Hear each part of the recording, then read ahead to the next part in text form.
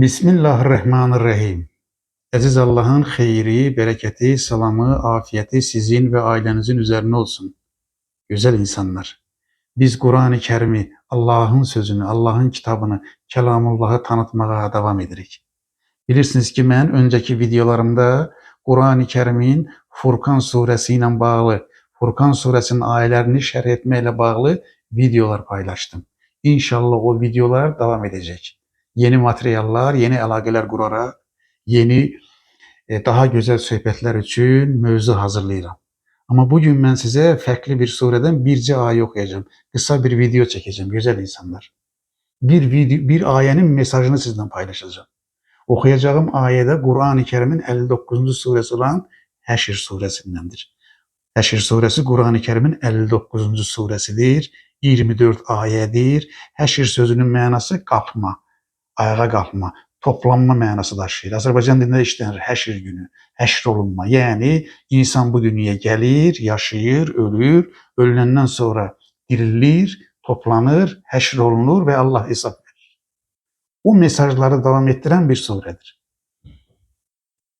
O surenin içerisinden ben size bir ayet okuyacağım. O ayenin de mesajı budur ki, aziz Allah insana imanla, təqva ile iki dünyalı olması arasında bir əlaqə qurmuştur. Bakın okuyacağım ayette Kur'an-ı Kerim'in bu Həşr suresinin 18. ayesidir. Orada Uca Allah buyurur ki, bile başlayır yani. Bismillahirrahmanirrahim. Ey iman edenler. İman edenlere müracaat edilir. İman edenlere hitap edir. Yani bizden bir şey istiyor. Eğer imanınızda semisinizse, imanınız gerçek bir imanındırsa, Allah'ın buyurduğu kimi iman etmişsinizse, bütün varlığınızla Allah'a teslim olmuşsunuzsa, imanınızı salih emellerinizle destekleyirsinizse, imanlı olduğunuzun, gerçekten iman ettiğinizin alametinin biri budur ki bu ayet söylüyor. Ey iman edenler, Allah'a karşı tekvalı, mesuliyetli olun. Bir insanın Allah'a iman ettiğinin alametinin biri budur ki o Allah'a karşı samimidir, dürüsttür, tekvalıdır, mesuliyetlidir. Allah sevgisini itirme korkusuyla yaşayır. Bakın imanla Allah'a münasebet arasında. İman insanın Allah'a bir münasebetinin çerçevesini müeyyen ediyor. Ey iman edenler, eğer imanınızda semisinizse Allah'a karşı tekvalı olun, mesuliyetli olun. Allah karşısındaki mesuliyetinizi yerine getirin. Yani Allah nece buyurursa o cür yaşayın. Sonra ne deyir? Sonra ne buyurur? Ayet buyurur ki dikkat edin. Ey iman edenler Allah'a karşı tekvalı, mesuliyetli olun. Bakın ve herkes sabah için ne hazırladığına baksın. İmanla təqva arasında bağ qurdu. Sonra da təqva ile bakın sabah için, herkes sabah için ne hazırladığına baksın. Burada sabah sözü ahiret mənası daşıyır. Yani Allah deyir ki ey insan, imanın əlamətinin biri budur ki, təqvalı olursan ve təqvalı olan insanda iki dünyalı olur. Yalnız bu dünya için yaşamır. Bu dünya ile ahireti birleştirir. Bakın yalnız bu dünya için yaşamır. Deyir ki ahiret dünyanın ruhudur. Bu Azerbaycanlılar deyir ne tökersen aşına o da çıkar karşına. Bakın deyir ki herkes ahireti için ne hazırladığına baksın. Güzel insanlar, iman ahiret azugesidir. Tevhid inancı, la ilahe illallah ahiret azugesidir. Adaletli olmak, ahiret azigəsidir. Merhametli olmak, xeyri, bereketi çoxaltmak, insan olmağın hakkını vermek. İnfak etmek, yardım etmek, paylaşmak, kardeş olmak, ümmet olmak, insanları xeyrə, berekete çağırmak. Bakın kazancınızı deyir ahiret azigəsinə çevirin. Bir kazanç, bir servet ahiret azigəsinə necə çevrilebilir? Bakın halalından kazanırsınızsa ahiret azigəsi olacak. Halal işlere xərcləyirsinizsə ahiret azigəsi olacak. Elinizin emeğiyle çalışırsınızsa, halal kazanırsınızsa, kazandığınızı da xeyrə, berekete, elmə, təhsilə, ailenizin rifahını təmin etmeye yöneldirirsinizsə ahiret azigəsi olur. Yani kazancınızı da, ağlınızı da, elminizi de, təhsilinizi de, insanlığınızı da, işinizi de, her şeyinizi ahiret azigəsinə çevirmek sizin elinizdedir. Ey iman edenler, imanınızın alameti bu olsun ki Allah'a karşı təqvalısınız yoksa yok.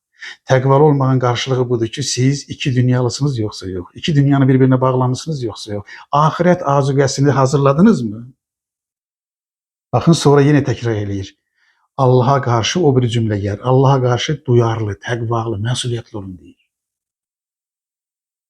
Baxın, eyni cümləni iki dəfə təkrar edir. Bir ayənin içində iki dəfə təkrar edir. Allah istəyir ki, imanımızın sübutunu ortaya qoyaq. İmanımızın dəlilini ortaya qoyaq. Allaha inanıram deyirsən, Allaha iman edirəm deyirsən, əməlin, işin, qazancın, həyatın, fəaliyyətin, əməllərin Allaha inandığın iddiasına uyğundur yoxsa yox, onu söylüyor. İki dünyalısan yoxsa yox. Ahirətdə hesab verməyə hazırsanmı? Baxın, sabah kimi tanıdı bunu. Niye göre güzel insanlar? Çünkü kıyamet dedik, aslında o Kur'an'daki karşılığı son saattir. Son saatin ne zaman kopacağını ancak Allah bilir. Eğer son saatin ne zaman kopacağını, ne zaman baş vereceğini yalnız Allah bilirse, ölüm de ahiret de çok yakındır. İnsan her an ölebileceğini düşünmelidir ve her an Allah'ın huzuruna geçse ne hazırladığına bakmalıdır. Bilirsiniz ki Allah Resulü'nden biri soruşur ki kıyamet ne zaman kopacak ey Allah'ın Resulü? Allah'ın Resulü kıyametin vaktini bilmez. Allah'ın Resulü ona ne cevap verir?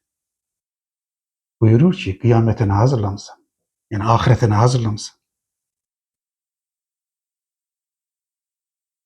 Biz bir Müslüman, iman eden bir insan buna bakmalıdır. Ben ahiretine hazırlamışım.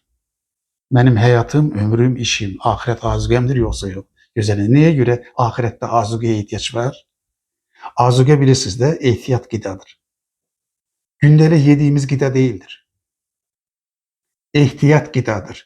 Baxın, dar gün üçündür, zor gün üçündür. Qıtlıq olar, aclıq olar, susuzluq olar. Bax o dar gündə, o zor gündə səni xilas edəcək qida da azuqə. Və bu azuqəni Allah'ın kitabı iki yere bölür. Biri maddidir, yedikləriniz, biri mənəvidir. Yediğiniz, içtiğiniz sudur, düyüdür, etdir, yağdır, bunlar maddi azuqələr olabilir.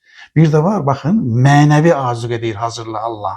Nədir o? İman olsun, tevhid olsun, adalet olsun, xeyir olsun, bərəkət olsun, insanlıq olsun, xeyri, bərəkəti çoxalt, elmi, təhsili çoxalt. Bakın, mənəvi azuqələrdir bunlar. Bize deyir ki insan, iman ettiğini söylüyorsan, Allah'a karşı təqvalı olduğunu söylüyorsan, iki dünyanı birbirine birleştirdin mi? İki dünyanı birbirine bağladın mı? Ahiret için azuqə hazırladın mı? Bakın aya belə bitir. Şüphesiz ki Allah ettiklerinizden haberdardır. Şüphesiz ki hiç şüpheniz olmasın ki Allah ettiklerinizden haberdardır. Allah her an her şeyi görür. Allah her an her şeyi bilir. Allah her an her şeyi eşidir, bilir ve görür. Niye göre Allah bu ölçüyle bitirdi ayəni? Niye göre Allah istəyir ki insan bilsin ki Allah her şeyi görür, bilir ve eşidir?